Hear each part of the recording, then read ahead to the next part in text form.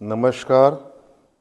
આજરોજ મેં મારું એસઆઈઆરનું જે એન્યુમરેશન ફોર્મ હોય તે મારું અને મારા કુટુંબના તમામ સભ્યો માટેનું ફોર્મ આજે મેં ફિલઅપ કરીને મેં બીએલઓને સબમિટ કરાવ્યું છે. હું આશા રાખું છું કે આપ સૌએ પણ આપના એન્યુમરેશન ફોર્મ યોગ્ય રીતે ભરીને બીએલઓને સબમિટ કર્યા હશે.